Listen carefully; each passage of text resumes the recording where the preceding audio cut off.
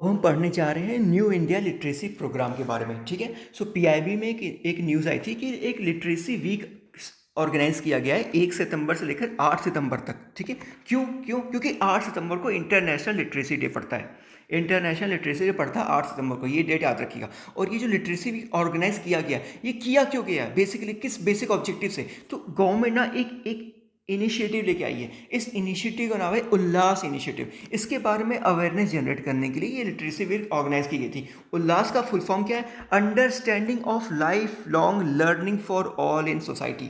Full form याद रखिएगा, बहुत इंपॉर्टेंट फुल फॉर्म है, understanding of life long learning for all in society. ठीक है, अब हम चलते हैं इस स्कीम के बारे में। एक चीज़ और रखिएगा, इसका जो टैग लाइन है ना उल्लास इनिशिएटिव का, यह है नव भारत साक्षरता कार्यक्रम।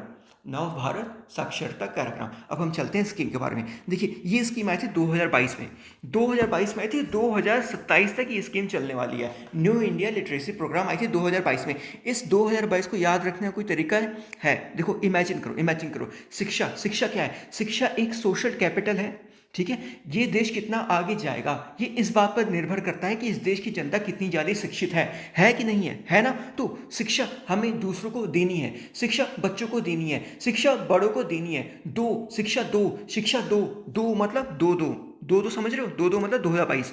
ठीक है, देखो, अपना काम क्या है? मेन इमेज क्रिएट करना है। अब आप कभी भी अगर ये इमेज आपके अंदर क्रिएट हो गया ना, शिक्षा दो, हमेशा दो, दूसरों को दो, तो आप कभी ईयर भूलोगे नहीं।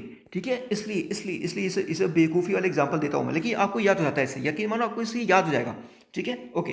तो लॉन्च ईयर कब था? 2022। ठीक है, शिक्षा दो दो दो 2022। ठीक है, कब तक चलेगा? 2027 से चलेगा, 5 साल से 2027 चलेगा। मिनिस्ट्री कौन है? सिंपल सी बात है, मिनिस्ट्री ऑफ एजुकेशन होगा, और कौन होगा? ठीक है, इम्प्लीमेंटेशन की बात करें ना, तो नेशनल लेवल पे इस स्कीम को जो इम्प्लीमेंट कर रहा है वो है नेशनल लिटरेसी मिशन अथॉरिटी। बहुत इंपॉर्टेंट नाम याद रखिएगा, नेशनल लिटरेसी मिशन अथॉरिटी। ठीक है, और जो इम्प्लीमेंटिंग यूनिट है वो है गवर्नमेंट या गवर्नमेंट एडेड स्कूल। ठीक है, अब बात करें टैगलाइन की। इसकी जो टैगलाइन है वो है जन जन साक्षर, जन जन साक्षर। ठीक है, फाइनेंशियल आउटले 1037 करोड़, लगभग 1037 करोड़, 0.90 याद नहीं रहे, काम चल जाएगा। 1037 करोड़ के आसपास टोटल फाइनेंशियल आउटले, जिसमें से सेंट्रल गवर्नमेंट 700 करोड़ कंट्रीब्यूट करेगी। ठीक है, ये एक सेंट्रली स्पॉन्सर्ड स्कीम है।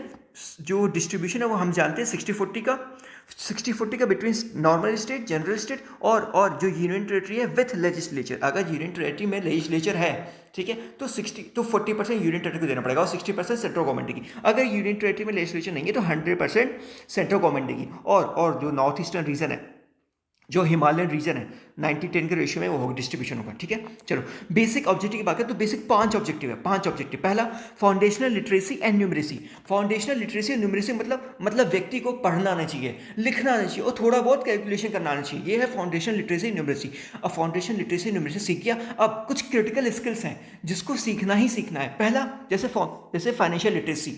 ठीक है, बहुत से लोगों को आपने देखा होगा ना जो आज भी एटीएम से पैसा नहीं निकाल पाते, बहुत बड़ी तादाद है इनकी। ठीक है, तो फाइनेंशियल लिटरेसी प्रोवाइड करना, डिजिटल लिटरेसी प्रोवाइड करना, ठीक है, लीगल लिटरेसी प्रोवाइड करना, हेल्थ केयर के बारे में जानकारी देना। ठीक है, ताकि जो इन्फेंट मोर्टेलिटी रेट है, जो मैटरनल मोर्टेलिटी रेट है, उससे सरकार जो है वो अच्छे से लड़ सके। ठीक है, और टारगेट जो है एसडीजी के अंदर वो पा सके।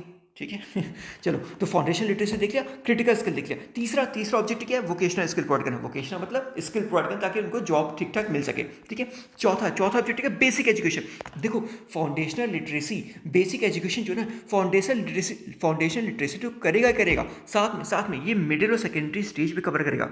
ठीक है, सो बेसिक एजुकेशन में क्या आएगा?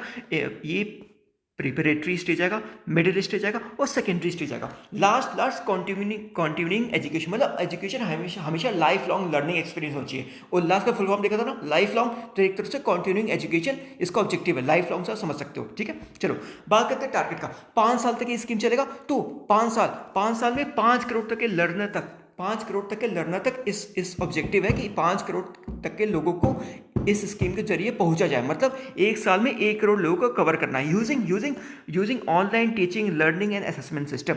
एटलस नहीं, ओटलस, ए को हटा के ओ से रिप्लेस कर दो, ओटलस। ठीक है, और जो एज है ना, जो नॉन लिटरेट या नॉन न्यूमरेट पर्सन की जो एज है वो 15 साल से अबव होनी चाहिए। 15 साल से अबव के व्यक्ति को कवर करना है। लेकिन जो 15 से 35 साल तक के व्यक्ति है ना, 50 to 35 years of the person, उनको सबसे पहले सैचुरेट करना है। मतलब देखो सबसे पहले उनका हमारा ऑब्जेक्टिव क्या है कि ये जो एज ग्रुप है 15 से 35 साल, सबसे सबसे ज़्यादा प्रायोरिटी इनको देना है पहले, ठीक है। अगर जितना जल्दी ये हो सके, जितना जल्दी इनके प्रायोरिटी हम लोग दे सके, जितना जल्दी इनको कवर किया जा सके, उसके बाद 35 एंड अबव एज पे हम लोग जाएंगे। अभी बेसिक ऑब्जेक्टिव क्या है कि 15 से 35 ईयर्स तक के व्यक्ति को जल्दी से जल्दी कवर किया सकते हैं। जितना जल्दी इनको सेचुरेट किया जाएगा उसके बाद 35 एंड अबव हम लोग पहुँचेंगे, ठीक है।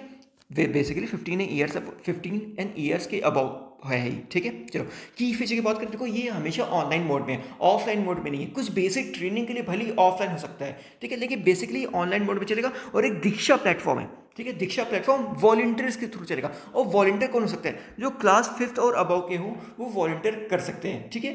ओके, चलो प्रायोरिटीज की बात करें तो देखो सबसे ज़्यादा प्रायोरिटी वीकर सेक्शन को दी जाएगी। वीकर सेक्शन में कौन कौन आएगा? देखो वुमेन आ सकती है, SC ST OBC आ सकते हैं, ठीक है। और जो कुछ और क्या, हाँ ट्रांसजेंडर आ सकते हैं आपके, ठीक है। मतलब जो भी वीकर सेक्शन आपके दिमाग में आ रहा है उनको सबसे पहले प्रायोरिटी दी जाएगी, ठीक है। और कुछ पर्टिकुलर एरिया को भी प्रायोरिटी दी जाएगी। देखिए अगर कोई एरिया अगर एस्पिरेशनल डिस्ट्रिक्ट है, ठीक है, नीति आयोग ने एस्पिरेशनल डिस्ट्रिक्ट लेके आया कि नहीं आया, ठीक है। अगर कोई एरिया एस्पिरेशनल डिस्ट्रिक्ट है या फिर किसी डिस्ट्रिक्ट का जो लिटरेसी रेट है ना वो नेशनल या स्टेट एवरेज का जो लिटरेसी रेट है उससे कम है तो उसको प्रायोरिटी दी जाएगी। या फिर कोई डिस्ट्रिक्ट है जिसमें जो फीमेल का लिटरेसी रेट 60% से कम है, किसी डिस्ट्रिक्ट का अगर फीमेल लिटरेसी रेट 60% से कम है तो उसको प्रायोरिटी दी जाएगी। SC ST माइनॉरिटी अगर लार्ज नंबर में तो उसको प्रायोरिटी दी जाएगी, उसको प्रायोरिटी में लिया जाएगा। या फिर कोई बैकवर्ड ब्लॉक है या फिर कोई left wing extremism affected district है उसको प्रायोरिटी दी जाएगी, ठीक है।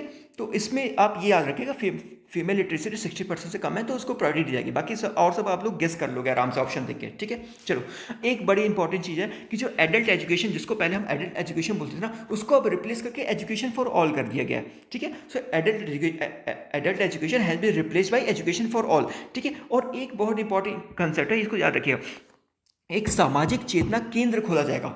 सामाजिक चेतना केंद्र, देखो जैसे आप गांवों में जाओगे, आप देहातों में जाओगे तो वहाँ पे लोगों के पास ना इतना ICT इंफ्रास्ट्रक्चर नहीं है, लोगों के पास लैपटॉप नहीं है, लोगों के पास कंप्यूटर नहीं है, ठीक है। तो कुछ स्कूलों में जो इंफ्रास्ट्रक्चर अवेलेबल है तो स्कूल की जो छुट्टी हो जाएगी, मतलब जब स्कूल ऑफ रहेगा, ठीक है, वर्किंग आवर के बाद, तो जो स्कूल का जो ICT इंफ्रास्ट्रक्चर वो लोगों को दिया जा सकता है कुछ टाइम के एक्सेस करने के लिए, ठीक है। चलो और कुछ स्कीमें नहीं है, जितना इंपॉर्टेंट हमने सब पढ़ लिया, ठीक है। चलिए थैंक यू।